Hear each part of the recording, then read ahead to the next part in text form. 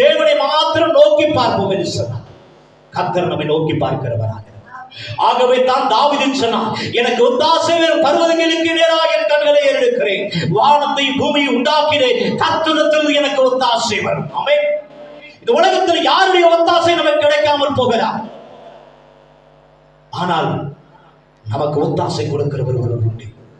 அவர் நம்முடைய ஆண்டவராகிய இயேசு கிறிஸ்து. அல்லேலூயா, அல்லேலூயா. நம்மை விசாரிப்பார்.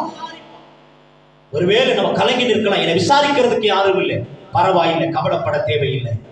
இயேசு என்று கூப்பிடும் போது, தாவீதின் குமாரனே எனக்கு இரங்கும் என்று சொன்ன போது, யாருடைய காதிலே தேவனுடைய அந்த குருடைய சத்தம் கேட்டதோ இல்லையோ, என் தேவனுடைய இயேசு கிறிஸ்துவின் காதுகளிலே அவருடைய சத்தம் கேட்டது.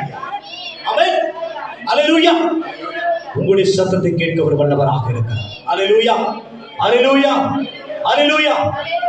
அப்ப